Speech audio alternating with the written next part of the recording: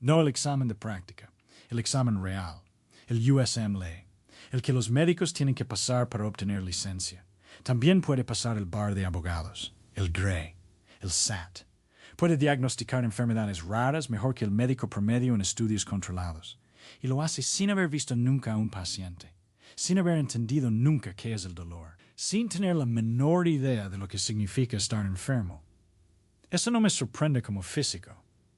Lo que me sorprende es lo que dice sobre los exámenes. Porque si una máquina que no entiende nada puede pasar el mismo examen que usas para certificar que un humano sí entiende algo, entonces ese examen no mide entendimiento, mide algo diferente. Y eso debería molestarte, aunque no hayas sacado buenas notas en la escuela, especialmente si las sacaste. Hay una respuesta estándar a este argumento. La he escuchado de administradores educativos, de políticos, de padres que pagaron mucho dinero en universidades. Dice así: las escuelas no enseñan datos, enseñan a pensar. Los exámenes son solo una herramienta. El verdadero valor de la educación es el pensamiento crítico, la capacidad de razonar, de analizar, de cuestionar. Es una respuesta bonita, y sería convincente si no hubiera un problema empírico con ella. Si las escuelas enseñaran a pensar, los exámenes diseñados para evaluar ese pensamiento no serían aprobados por sistemas que no piensan. Eso es todo el argumento. No requiere más. Una IA que procesa texto sin entender nada aprueba el mismo examen que certifica que un humano sabe pensar. Entonces el examen no mide pensamiento, mide recuperación de patrones. Y eso, exactamente eso, es lo que las escuelas entrenaron en ti durante 12 o 16 años. Déjame construir esto desde el principio porque el mecanismo importa. Tu cerebro tiene dos modos de procesar información. El primero es rápido, automático, sin esfuerzo.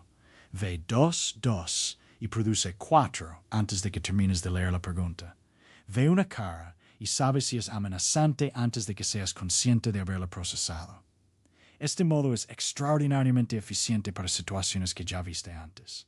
El segundo modo es lento, consciente, costoso. Es el que usas cuando intentas resolver un problema que nunca viste. Cuando tienes que descomponer algo en partes, construir un modelo de cómo funciona y razonar hacia una respuesta. Este modo consume energía, requiere concentración. No es automático.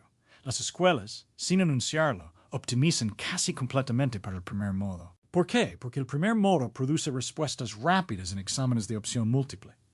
Porque el segundo modo es difícil de evaluar a escala. Porque tiene costos. Los estudiantes que están construyendo entendimiento genuino tienen resultados peores en los exámenes de corto plazo que los que están memorizando patrones de respuesta. El resultado de 12 años de optimización para el primer modo es que aprendiste a hacer exactamente lo que hace un modelo de lenguaje.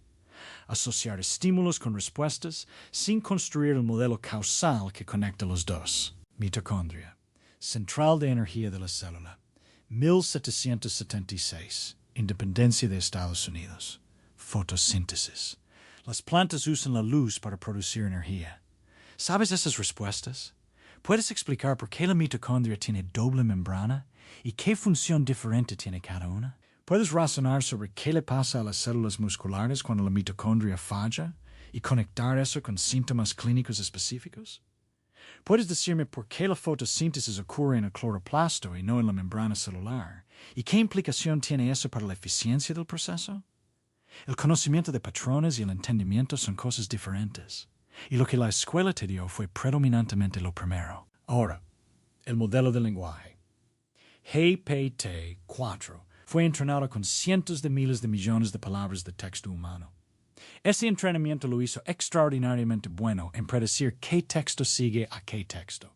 Cuando le preguntas sobre la mitocondria, no está razonando sobre biología celular. Está prediciendo qué palabras típicamente siguen a una pregunta sobre la mitocondria en el texto que vio durante el entrenamiento. El resultado, desde afuera, parece idéntico al resultado de alguien que respondió a esa pregunta usando el primer modo de tu cerebro. Recuperación de patrones. No es idéntico en todos los casos. Los modelos cometen errores sistemáticos que los humanos no cometen, especialmente en razonamiento espacial, en aritmética precisa y en situaciones que requieren rastrear muchas variables simultáneamente. Las diferencias son reales. Pero en los exámenes que usamos para certificar competencia, los que están compuestos mayoritariamente de preguntas, de respuesta fija, de opción múltiple, de recuperación de información específica bajo condiciones de tiempo limitado. La diferencia entre recuperación humana de patrones y predicción de texto de IA no es suficientemente grande como para que el examen la detecte. El examen no puede distinguirlos porque el examen fue diseñado para el primero y la IA hace bien el segundo por las mismas razones estructurales. Y aquí está la parte que más incomoda, y quiero que te quedes con esto un momento. Si el sistema escolar optimiza para recuperación de patrones, los estudiantes que más éxito tienen en ese sistema son los que mejor recuperan patrones, no los que mejor entienden, los que mejor recuperan. Lo que eso significa, si te fue bien en la escuela, si sacaste buenas notas, si pasaste exámenes de admisión difíciles, si obtuviste títulos en instituciones competitivas, una parte de ese éxito refleja tu capacidad de recuperar patrones eficientemente bajo condiciones de tiempo limitado y presión. ¿Cuánta parte? No lo sé. Depende del sistema específico, del maestro específico, de cómo estudiaste, de qué tanto tu escuela tuvo maestros que enseñaron diferente. Pero la pregunta de cuánto de tu éxito académico refleja entendimiento genuino versus recuperación de patrones es una pregunta que muy poca gente se hace, y que el sistema escolar no tiene ningún incentivo para ayudarte a responder. Porque si la respuesta es más recuperación de patrones de lo que pensabas, eso tiene implicaciones para el valor de las credenciales que el sistema vende. Y ahí está el problema de incentivos que hace que esto sea difícil de cambiar. Los maestros son evaluados por los resultados de sus estudiantes en exámenes. Los exámenes miden recuperación de patrones. Un maestro que invierte tiempo en construir entendimiento genuino, que hace preguntas que no tienen respuesta inmediata, que deja que los estudiantes se queden con la incomodidad de no saber, que construye modelos causales paso a paso en lugar de dar respuestas directas.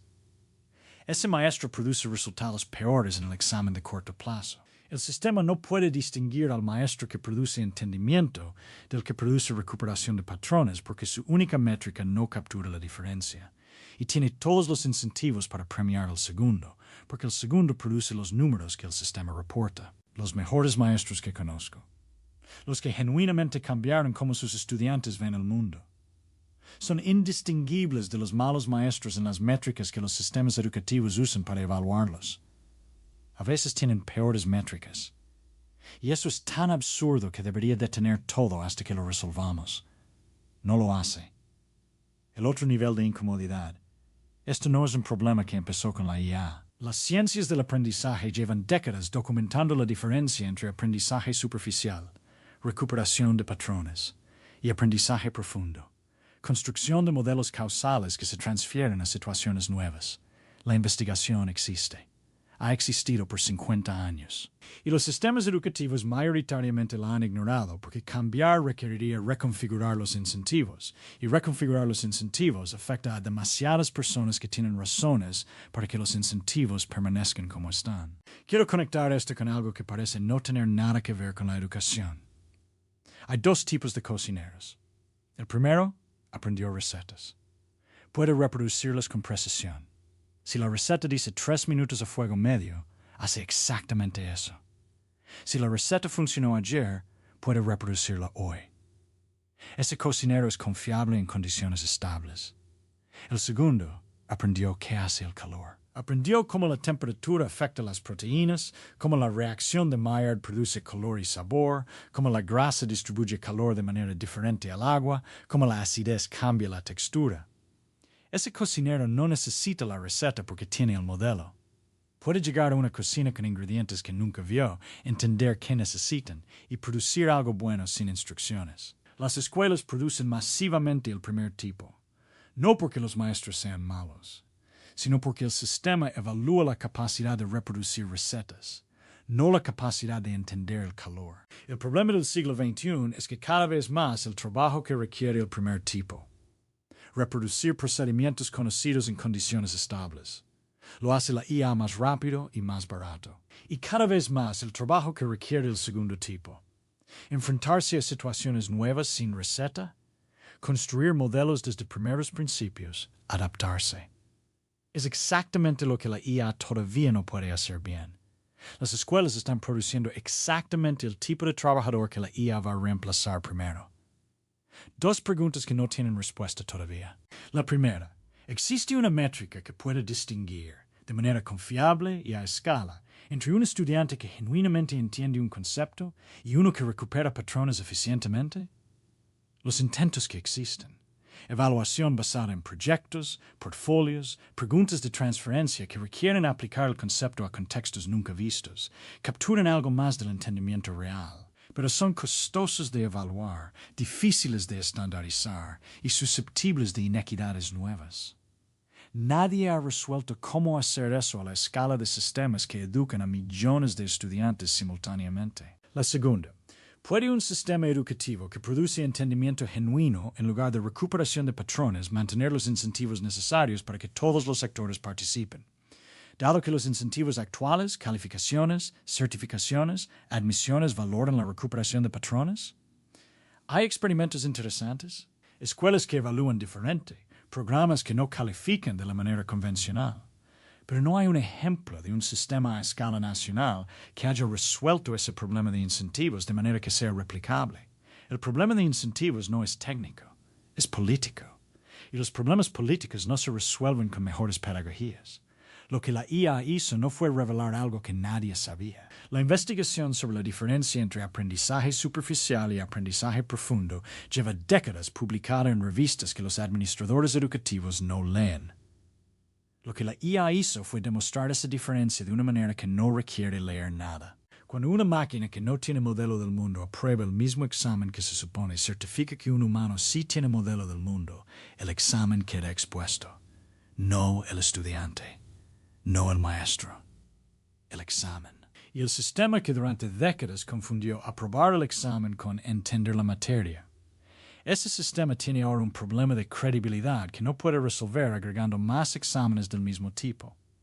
Lo que el sistema hace con eso es otra pregunta, una que, hasta ahora, no tiene respuesta satisfactoria.